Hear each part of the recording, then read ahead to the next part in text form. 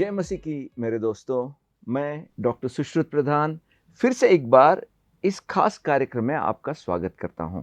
ये कार्यक्रम बाइबल.इज के सौजन्य से हमारे सामने लाया जा रहा है और इस कार्यक्रम में हम लूका रचित सुसमाचार को वीडियो क्लिप्स के जरिए देखकर उसके बारे में चर्चा कर रहे हैं। और इस चर्चा के लिए हमारे साथ फिर से एक बार कर्नल नवनीत छाबरा जी है। नवनीत जी, आपका स्वागत है। तो आइए साथ में मिलके आज की वीडियो क्लिप देखेंगे।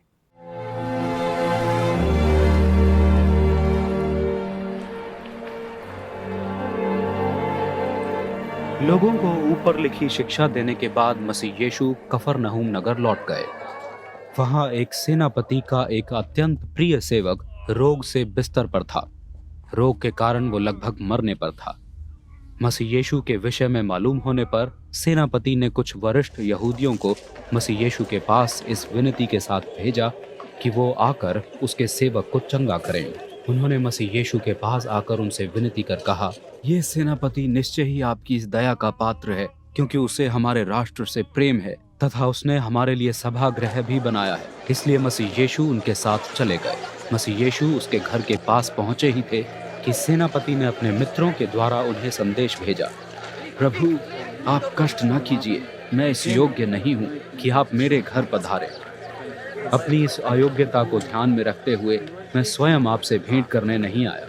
आप मात्र वचन कह दीजिए और मेरा सेवक स्वस्थ हो जाएगा। मैं स्वयं बड़े अधिकारियों के अधीन नियुक्त हूँ और सैनिक मेरे अधिकार में हैं। मैं किसी को आदेश देता हूँ जाओ तो वो जाता है, और किसी को आदेश देता हूँ इधर आओ तो वो आता है। अपने सेवक से कहता हूँ ये करो तो वो वही करता है।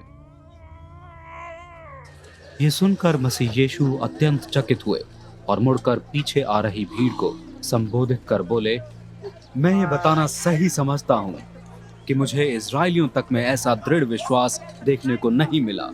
वे जो सेनापति द्वारा मसीह यीशु के पास भेजे गए थे, जब घर लौटे तो ये पाया कि वो सेवक स्वस्थ हो चुका था।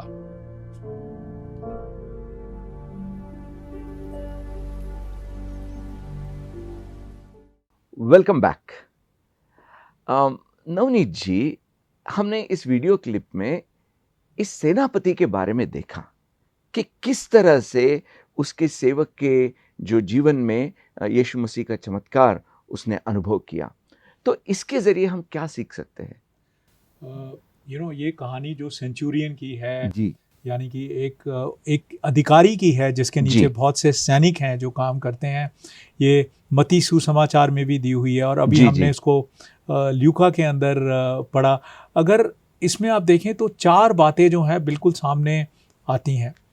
सबसे पहले ये कि ये सेंचुरियन जो है ये कोई मंदिर जाने वाला या सिनेगॉग जाने वाला या कोई यहूदी नहीं है। शायद रोम का सिटीजन है, शायद ट्रेनिंग में गया और ट्रेनिंग के बाद में धीरे धीरे बन के अधिकारी फौजी बन गया। उसके बाद अगर आप देखें तो ये इसने निर्णय लिया कि मैं प्रभु यीशु के पास जाऊंगा और प्रभु यीशु के पास जाकर मैं उनसे निवेदन करूंगा, उनसे विनती करूंगा कि मेरा जो मेरा सिपाही जो है, जो मेरे नीचे काम करता है, जो मेरी सेवा करता है, उसकी तबीयत ठीक नहीं है और प्रभु यीशु से बोलूँगा कि उसको चंगाई दे। तो पहली चीज़ जो आती है वो ये है कि कोई भी इंसान जो है वो प्रभु यीशु के पास जा सकता है। माई गॉड इज अप्रोचेबल। मतलब मेरे को ये नहीं सोचना कि मेरा धर्म क्या है, मेरा विश्वास क्या है, मेरी जात क्या है, मैं कौन सी भाषा बोलता हूँ, मेरे शरीर का रंग क्या है। लेकिन जब मेरा हृदय बोलता है कि मुझे प्रभु यीशु को पुकारना है और मुझे उसके पास जाना है, तो मैं अपने हृदय से उसको पुकारता हूँ, उसको बुलाता हूँ, उसके पास जाता हूँ, उसके पास अपनी विनती को रखता हूँ। आमेन। सो ही इज अप्रोचेबल। दूसरी चीज अगर आप इसी व्याख्या में देखें तो विश्वास जो था वो सुनने से आता है। आफ्टर ऑल अगर आप देखें तो इसको सेंचुरियन को कैसे पता लगा? अगर आप इसको देखें तो वो अपने कार्य में मस्त है, ट्रेनिंग दे रहा है अपने जवानों को, अपना काम कर रहा है, लेकिन बीच बीच में उसके पास ना कहानियां आ रही हैं। कोई आके बताता है, अरे सुना आजकल तो शहर में यीशु आए हुए हैं, ये यीशु कौन है? उसने ना चंगाई देता है लोगों को। किसको चंगाई दी? अंधों को आंखें दिखाई देना शुरू किया, जो पैरालिटिक लोग थे, जो नहीं चल पा रहे थे, उन्होंने चलना शुरू किया। और ये सब बातें इसने सुनी, और ये सुनने के बाद में इसके अंदर ये विश्वास उत्पन्न हुआ, जिस कारण से इसने प्रभु यीशु को के पास गया। दूसरी चीज जो मैं बताना चाहता हूं कि विश्वास जो है वो सुनने से आता है। विश्वास जो है प्रभु के वचन को सुनने से आता है। कई बार हम बोलते हैं आज का जमाना तो डिजिटल जमाना है, बाइबल को सुनना क्या है, बाइबल को पढ़ना क्या है। लेकिन जब आप वचन को पढ़ते हैं तो वचन के कुछ वर्सेस आयतें हैं जो बिल्कुल बाहर उभर आती हैं, और उनसे आपके हृदय में विश्वास उत्पन्न होता है, और उस विश्वास द्वारा ही आपके जीवन में बदलाव आता है। तो अगर हम तीसरी चीज देखें तो इसमें यह आता है कि जो सेंचुरियन है, विश्वास उनका था, लेकिन चंगाई जो है सेवक को मिली। हम कई बार सोचते हैं कि हम तो विश्वास में अपने लिए दुआ करें, अपने लिए कुछ मांगें, लेकिन मैं बताना चाहता हूं पास्टर साहिबान, आपकी विश्वास से भरी हुई प्रार्थना केवल आपके निजी जरूरतों के लिए नहीं है, लेकिन उसके द्वारा बहुत सी चीजें जो है वो संपूर्ण या पूरी हो सकती हैं। यानी कि जब मैं विश्वास पा लेता हूं तो मेरे विश्वास के जरिए दूसरों को भी आशीष मिलेगी, आशीष मिलेगी। बिकॉज इसमें तो उस सेवक को तो पता ही नहीं था कि ये जो उसका मालिक है ये प्रभु यीशु के साथ बातचीत कर रहा है। और उसने विश्वास कैसे दिखाया?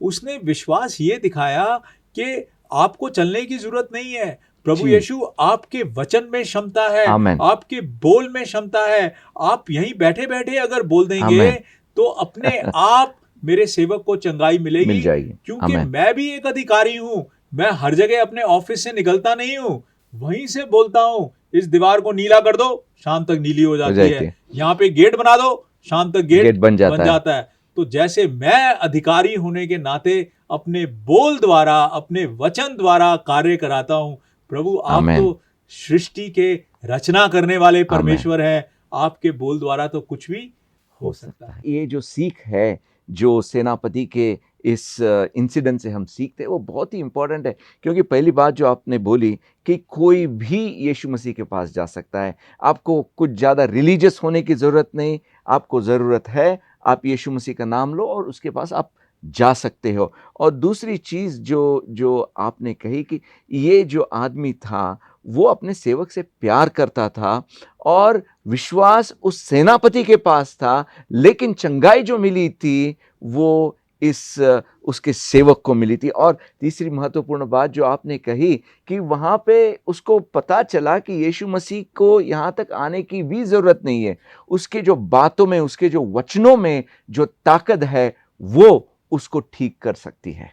बिल्कुल। और अगर इसमें ये भी देखें तो मत्ती के सुसमाचार में जब ये पूरा विवरण किया गया तो प्रभु यीशु बोलते हैं मैंने तो इजराइल में ऐसा विश्वास नहीं देखा ही नहीं। और अगर आप देखें तो मतलब एक आम इंसान जो है, जो ना कोई पास्टर है, ना कोई टीचर है, ना किसी बाइबल कॉलेज में पढ़ा हुआ है, वो तो अपने व्यवसाय में लगा हुआ है, लेकिन उस इंसान ने प्रभु यीशु से कॉम्प्लीमेंट लिया कि ऐसा विश्वास कहीं नहीं देखा। मेरे भाइयों और बहनों, आप भी परमेश्वर के वचनों के द्वारा ऐसा विश्वास पा सकते हैं। तो आइए देखते हैं आगे क्या हो रहा है।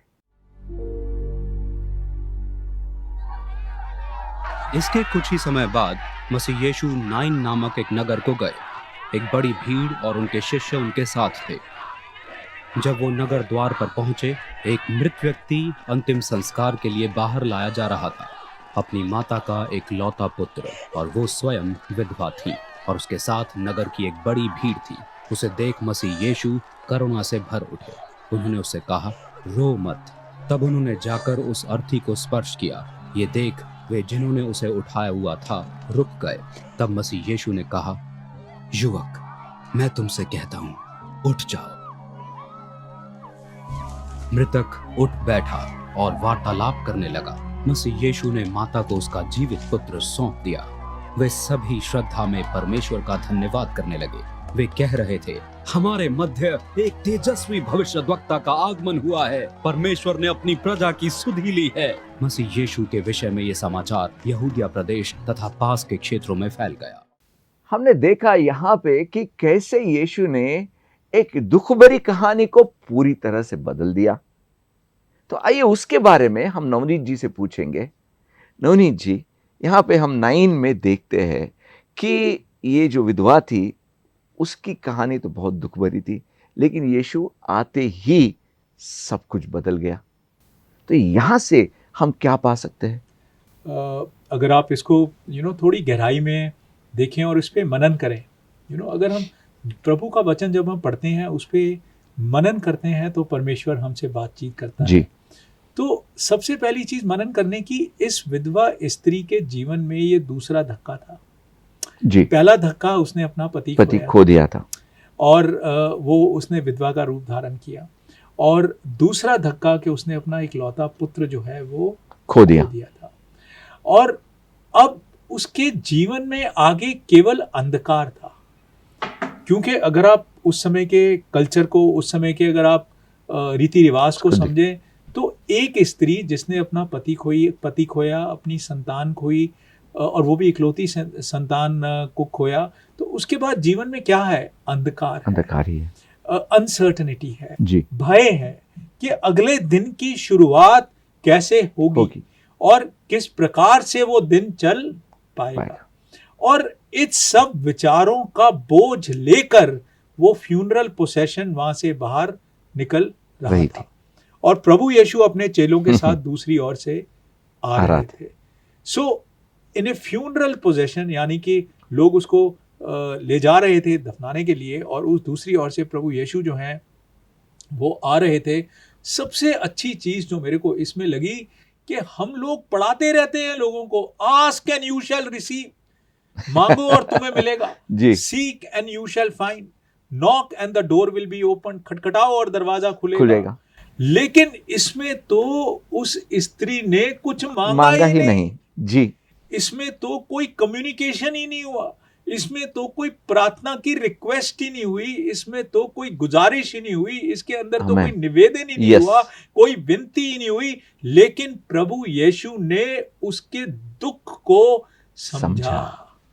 आमेन। सबसे जरूरी सीख जो हमारे लिए है इसमें कि कई बार परमेश्वर हमें इस वेदना से, इस पीड़ा से लेके जाता है कि मुंह से प्रार्थना निकलती भी नहीं है, कोई शब्द नहीं आते जिससे मैं परमेश्वर के सामने अपनी विनती या प्रार्थना रख सकूं। बाइबल में लिखे हुए आयतें जो हैं, ask and you shall receive, वो भी समझ में नहीं आती, लेकिन मेरा प्रभु जो है वो मेरे हृदय की स्थिति को जानता है। यानी कि यहाँ पे एक तरफ से ये फ्यूनरल प्रोसेशन या उनकी अंत्य यात्रा आ रही थी, और दूसरी तरफ से जीवन दान देने वाले यीशु वहीं पे उनको मिलने के लिए आ रहे थे। और आ रहे थे, प्रभु ने कोई बातचीत नहीं की, प्रभु ने उससे पूछा नहीं तुझे क्या चाहिए, He just stopped। केवल वो रुके, और रुकने के बाद में वो उस मृत बच्चे के पास गए जिसका देहांत हुआ, और उठाकर उसने उसकी मां को वो वापस दे दिया। यू सी, आवर गॉड, परमेश्वर जो है वो उस हर स्थिति से निकला हुआ है जिससे हम गुजरते हैं या गुजर सकते हैं। कोई भी पीड़ा, कोई भी वेदना, अगर मैं आज प्रभु यीशु के पास जाके बोलूं कि प्रभु आप कैसे समझ सकते हो कि मैं किस चीज से गुजर रहा हूं, प्रभु यीशु बोलते हैं मैं जानता हूं, क्योंकि तुम्हारा याजक ऐसा याजक नहीं है जो केवल सिंहासन पे बैठा रहा, पर वो उस हर पीड़ा, उस हर परिस्थिति, उस हर भावना से गुजर कर उसने क्रूस को अपनाया, और वो समझता है। उसने इस विधवा स्त्री की संतान को वापस दिया बिना किसी कम्युनिकेशन के। यहाँ पे तो अगर आप देखें तो केवल एक ही चीज प्रभु यीशु की जो हमारे सामने आती है, और वो है उसकी करुणा, उसका कंपैशन, कि उसका हृदय जो है इतनी करुणा से भरा हुआ है कि उसको जरूरत नहीं है कि तुम उसके सामने जाके गिड़गिड़ाओ। वो जानता है कि उसने किस समय आपकी परिस्थिति को बदलना है, आमेन आपके जीवन को बदलना है, जी, आपके जीवन में जो चल रहा है उसमें उसको बदलना बदलाव है। लाना है। हम मत्ती रचित सुसमाचार के 6 अध्याय और 32वें वचन में भी देखते हैं कि यीशु कहता है कि जो तुम्हारा पिता है उसको मालूम है कि तुम्हें किस चीज की जरूरत है। Your father knows your needs, Your needs, जो है जी बिल्कुल। जी और इस व्याख्या में बिल्कुल यही लिखा हुआ है कि प्रभु यीशु के आने से सब कुछ बदल जाता है। आमेन। यानी कि जब भी कुछ भी जरूरत अपने जीवन में पैदा होती है तो वो परमपिता जान लेता है और वो जान के चुप नहीं बैठता है। जैसा आपने कहा कि बहुत बार हमारे दिल में दुख इतना होता है कि हम पूछ भी नहीं सकते, प्रार्थना भी नहीं कर सकते, लेकिन हमारा परमेश्वर जो है वो हमारे पास आके हमें मदद करता है। एब्सोल्युटली। और अगर आप इब्रानियों की पुस्तक बुक ऑफ हिब्रूज के 13वें अध्याय में पढ़े तो उसमें लिखा है हमारा परमेश्वर हमें कभी छोड़ता नहीं। आमेन He is amen not a God who will ever Amen. leave us or Amen. who will ever abandon us. आमेन आमेन। मेरे भाई और बहनों, यहाँ पे इस घटना के द्वारा हम जान लेते हैं कि परमेश्वर हमसे कितना प्यार करता है। तुम्हारे दर्द जो है, तुम्हारी ज़रूरतें जो है, वो उससे छुपी नहीं है। वो ज़रूर आएगा और वो तुम्हारी मदद करेगा।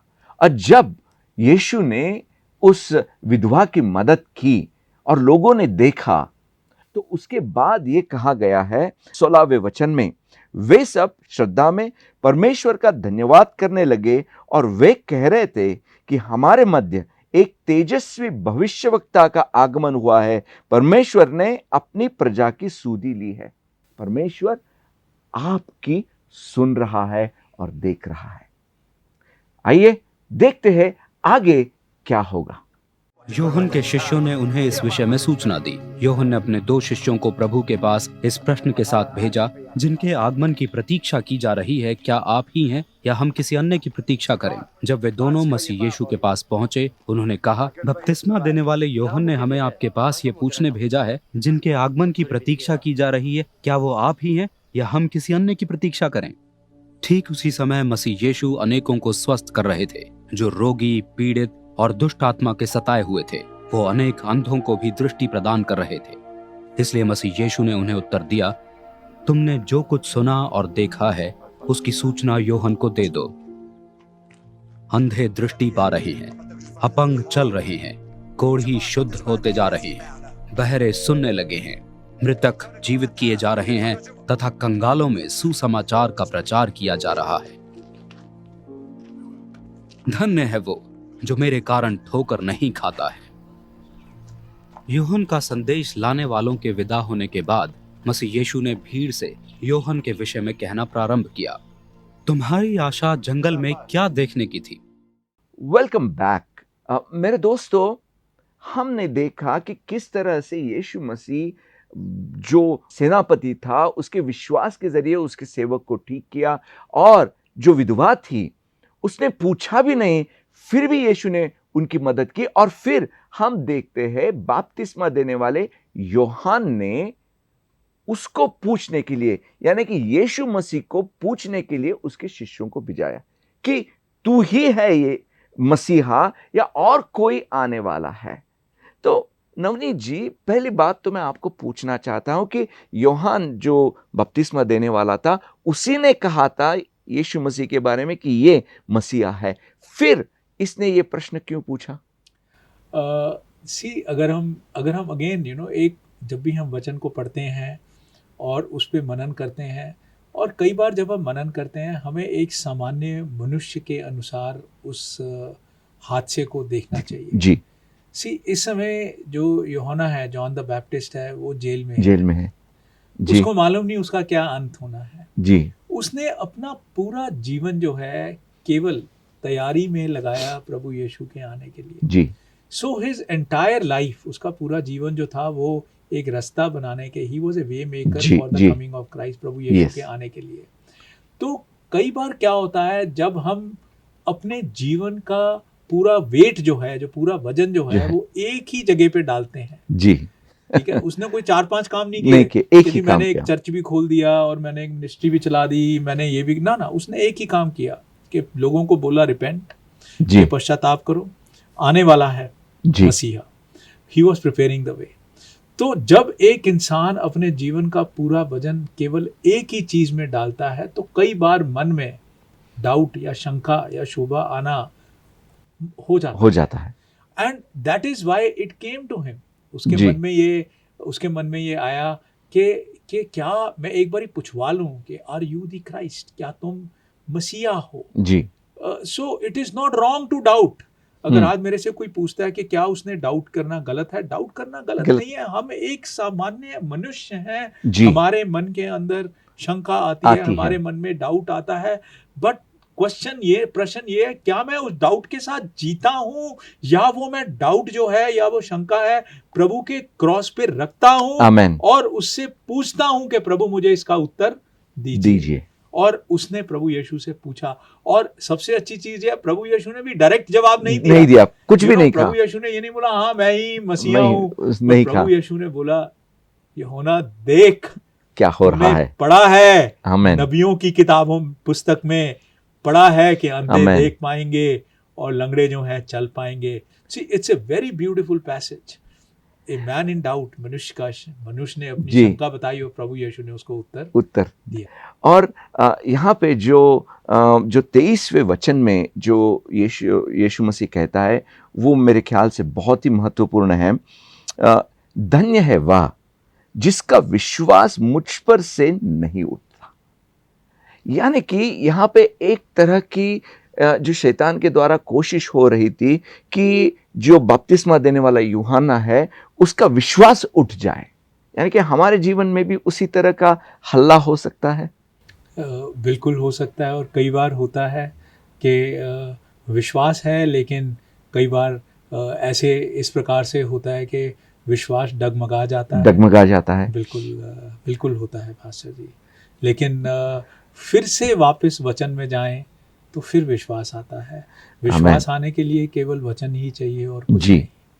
यानी कि जब बपतिस्मा देने वाले यूहन्ना जैसे बड़े नबी के ऊपर हल्ला हुआ उसके विश्वास के ऊपर, तो जब हमारे विश्वास के ऊपर हल्ला होता है तो हमें धीरज नहीं छोड़ना चाहिए। वचनों की तरफ फिर से जाके हमें हमारे विश्वास को फिर से बटोरना है, वापस ले लेना है।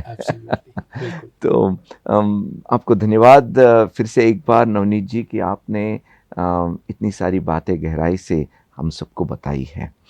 और मेरे दोस्तों, आप याद रखिए कि आपके विश्वास के ऊपर हल्ला ज़रूर होगा, लेकिन आप आपके विश्वास को, धीरज को छोड़िए मत। जब आप यीशु मसीह के पास जाएंगे तो वो ज़रूर आपको मदद करेगा ताकि आप आपके विश्वास को ठीक से पकड़ के रखें। तो आइए हम नवनीत जी से विनती करेंगे कि वो हम सबके लिए प्रार्थना करें ताकि हमारा विश्वास दृढ़ रहे। Navneet ji please. Let's pray. प्रभु, हम धन्यवाद करते हैं इस समय के लिए। प्रभु, हम चाहते हैं कि आप अपने लोगों से बातचीत कीजिए।